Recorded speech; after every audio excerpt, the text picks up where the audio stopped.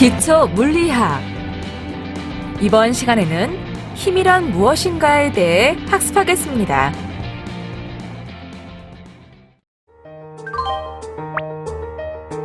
물체의 운동에 영향을 주는 것, 즉 물체가 정지 상태를 계속 유지하도록 하거나 혹은 물체가 가속하도록 하는 요인은 무엇일까요?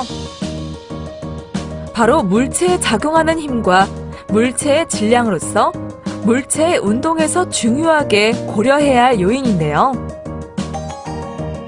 이러한 힘과 질량은 300여 년 전 뉴턴이 공식화한 기본 운동 법칙을 통해 이해할 수 있습니다. 그럼 지금부터 뉴턴의 기본 운동 법칙을 통하여 중력과 무게 그리고 마찰력에 대해 알아보도록 하겠습니다. 여러분 안녕하세요. 여러분과 함께 기초물리학을 학습할 김대중입니다. 이번 시간의 학습 내용은 힘, 중력과 무게, 그리고 마찰력입니다. 여러분은 이번 학습을 마치고 나면 힘에 대해 설명할 수 있게 될 것이며 중력과 무게, 그리고 마찰력에 대해서도 설명할 수 있게 될 것입니다. 그럼 지금부터 학습을 시작하도록 하겠습니다. 힘.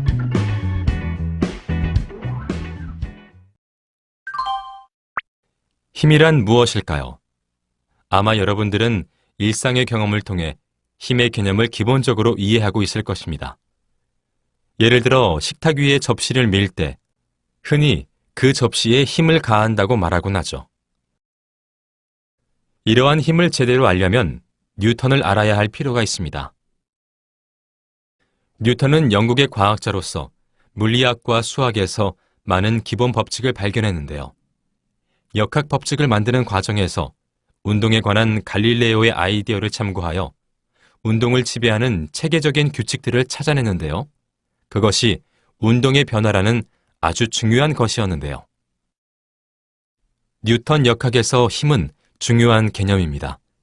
힘이란 물체에 작용하여 밀거나 당기는 작용으로 힘은 물체를 변형시키거나 속력을 변화시키는데 그 두 가지 작용이 동시에 일어나기도 합니다. 그렇다고 해서 힘이 언제나 운동을 유발시키는 것은 아닙니다. 예를 들어 앉아있을 때처럼 몸은 중력을 받고 있지만 정지한 상태도 있기 때문입니다.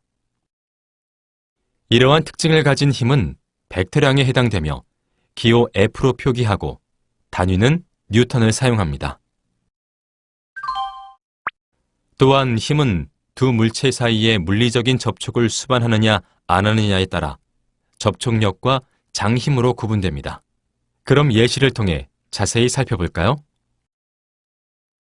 먼저 접촉력은 두 물체 사이의 물리적인 접촉을 수반하는 힘으로서 다음의 상황들은 모두 접촉력이 작용하는 예이죠. 즉, 용수철을 잡아당기면 용수철은 늘어나고 정지한 수레를 끌어당기면 수레는 움직이며 축구공을 발로 차면 공은 변형되면서 운동을 시작합니다.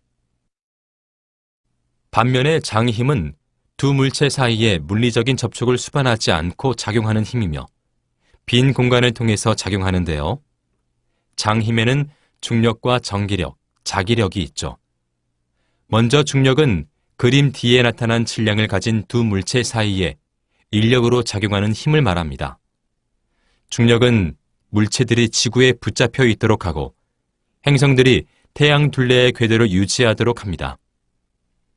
장힘의 또 다른 예는 그림 2와 같이 한 전하가 다른 전하에 작용하는 전기력입니다. 이 전하들의 예는 수소 원자를 이루는 전자와 양성자의 전하입니다. 그리고 장힘의 세 번째 예는 그림 F와 같이 막대 자석이 쇠붙이에 작용하는 자기력인데요. 이러한 접촉력과 장힘은 명확하게 구분되는 것은 아닙니다. 그 이유는 원자 수준에서의 검증했을 때 접촉력이라고 했던 힘들이 전기력에 의해 생겨나는 것으로 판명되었기 때문인데요. 하지만 거시적인 현상을 설명하기 위한 모형을 설정할 때에는 두 종류의 힘을 모두 사용하는 것이 편리합니다.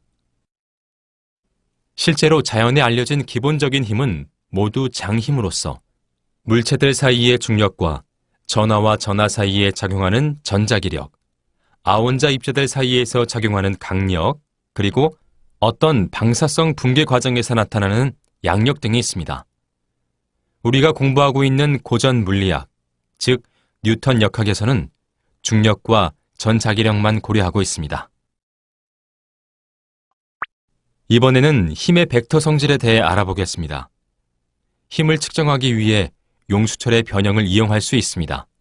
기준이 되는 힘 F1을 용수철이 1.00cm 늘어나게 한 힘으로 정의하면 눈금을 매길 수 있죠. 그림 B와 같이 다른 힘 F2가 작용하여 2.00cm 늘어났다면 힘 F2는 기준 힘 F1의 2배 크기를 가집니다. 그리고 그림 C에서 두 힘이 동시에 작용할 때에는 각각의 힘을 합한 것과 같은 효과를 나타내고 있습니다. 다음으로 힘 F1은 수직으로, 힘 F2는 수평으로 동시에 작용하는 상황을 고려해 보겠습니다.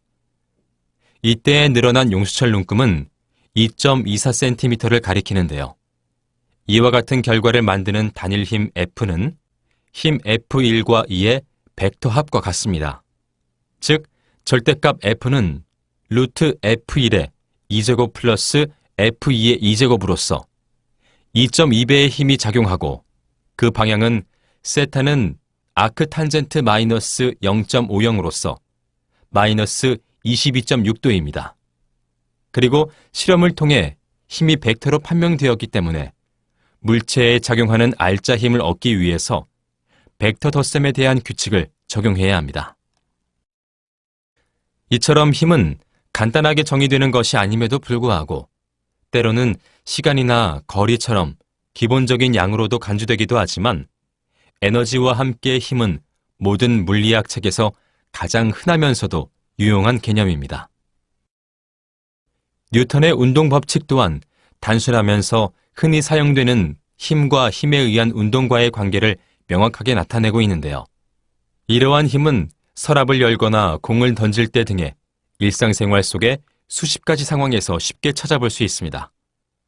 그리고 우리가 사용하는 많은 기계들의 설계에도 힘이 작용하도록 설계되어 있고 또 자동차나 다른 추진 장치들은 스스로 힘을 내서 추진하도록 되어 있는 등 힘은 우리 생활에 많은 영향을 주고 있죠.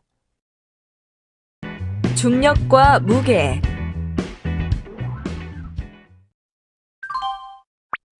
이번에는 중력과 무게에 대해 알아보겠습니다.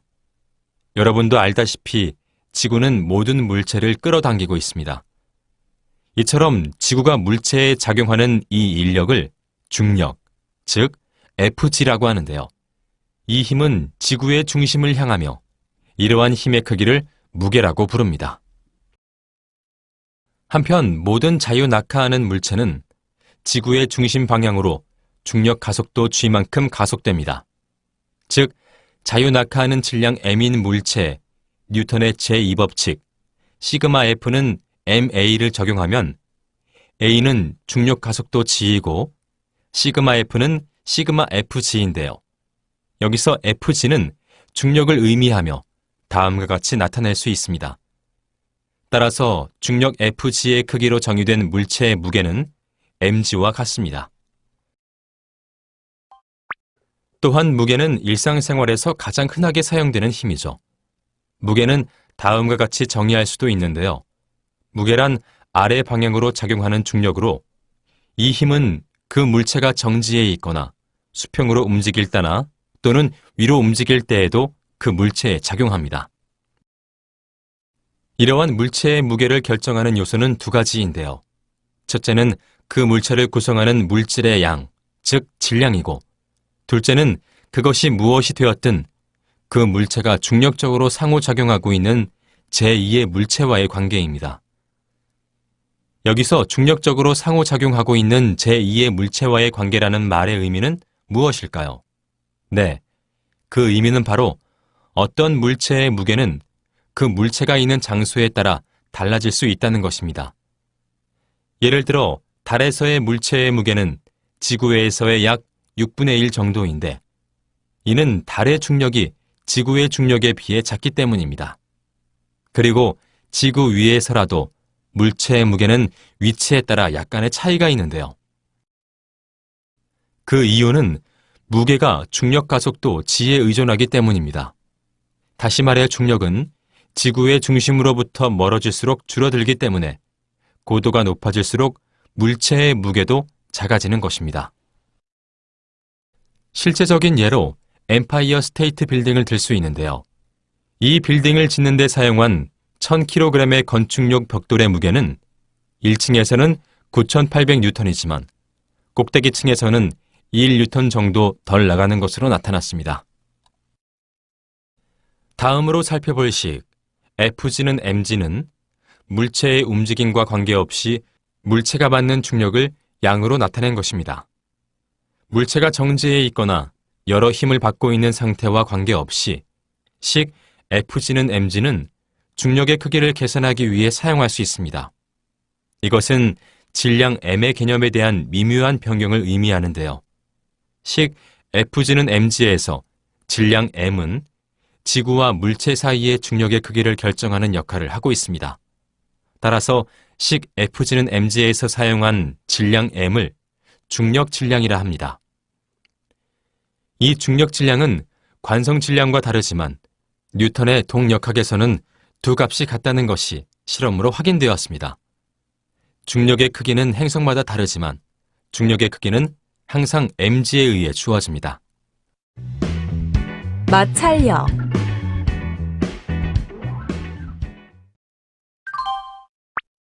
이번에는 마찰력에 대해 알아보겠습니다. 물체가 어떤 표면 위를 운동하거나 공기나 물과 같은 점성이 있는 매질 속에서 운동할 때 물체는 주위와의 상호작용 때문에 운동하는 데 저항을 받습니다. 이러한 저항을 마찰력이라고 하는데요. 마찰력은 일상생활에서 매우 중요합니다. 왜냐하면 걷거나 달리기 또는 자동차의 운동 등이 모두 마찰력 때문에 가능하기 때문입니다. 그리고 마찰력에는 두 가지 종류가 있죠. 바로 정지 마찰력과 운동 마찰력입니다. 실험적 관찰에 근거를 둔 두 마찰력은 마찰력이 포함된 문제를 다룰 때 유용합니다. 그럼 하나씩 살펴보겠습니다. 먼저 정지 마찰력은 외력에 맞서서 물체가 움직이지 못하게 작용하는 힘이며 다음과 같이 나타낼 수 있습니다. 여기서 μs는 차원이 없는 상수로서 정지 마찰 개수라 하며 n은 접촉면에 의해 물체가 받는 수직 항력의 크기입니다. 이 식에서 등호는 물체가 막 움직이기 시작할 때, 즉 fs와 fsmax 그리고 μsn이 동일한 값일 경우 성립합니다. 그리고 운동 마찰력은 운동하고 있는 물체에 대한 마찰력으로서 다음과 같이 나타낼 수 있는데요. 여기서 μk는 운동 마찰 개수라고 하는데요. 비록 물체의 속력에 따라 이 값은 변하지만 여기서는 상수로 취급합니다. 그럼 마당에서 쓰레기로 가득 찬 쓰레기통을 콘크리트 위에서 끌고 있는 상황을 통해 자세히 알아볼까요? 쓰레기통과 콘크리트 표면은 마찰이 없는 이상적인 면이 아닙니다. 만일 오른쪽 수평 방향으로 작용하는 외력 F가 그다지 크지 않으면 쓰레기통은 움직이지 않을 것입니다. 외력 F에 맞서서 쓰레기통이 움직이지 못하게 왼쪽으로 작용하는 힘을 정지 마찰력 Fx라 합니다. 쓰레기통이 움직이지 않는 한 Fs는 F이므로 F가 커지면 그에 따라 Fs도 커집니다. 마찬가지로 F가 줄어들면 그에 따라 Fs도 줄어듭니다. 여기서 F의 크기를 증가하면 쓰레기통이 결국에는 움직이기 시작합니다. 그리고 그림 C는 쓰레기통에 가한 힘과 마찰력의 크기에 대한 도표인데요. 쓰레기통이 막 움직이려는 순간에는 그림 C에서 볼 수 있는 것처럼 정지 마찰력 Fs가 최고값 Fsmax를 가집니다. Fs가 Fsmax를 능가하면 쓰레기통은 움직이기 시작하고 오른쪽으로 가속합니다. 운동하고 있는 물체에 대한 마찰력을 운동 마찰력 Fk라 합니다.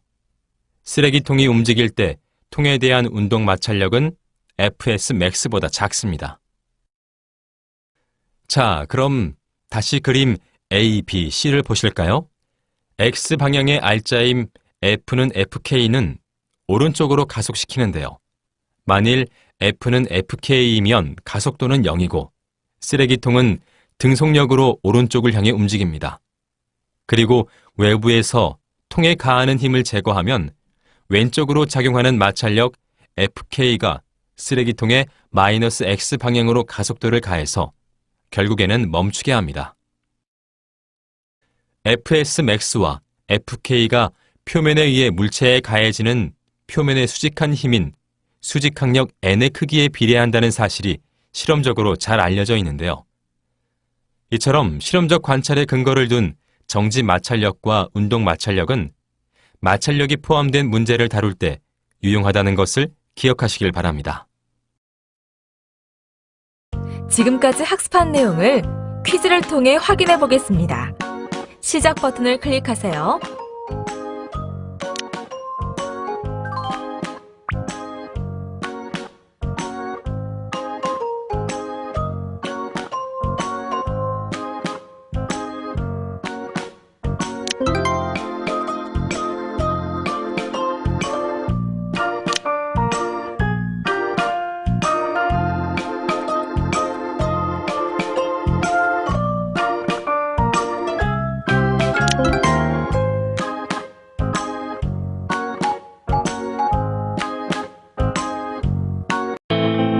지금까지 학습한 내용을 정리해 보겠습니다.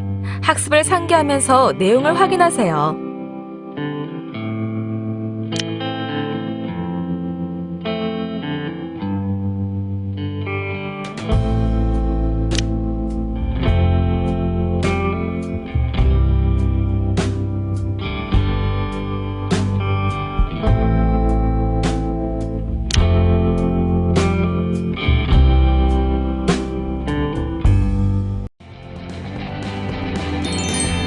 수고하셨습니다.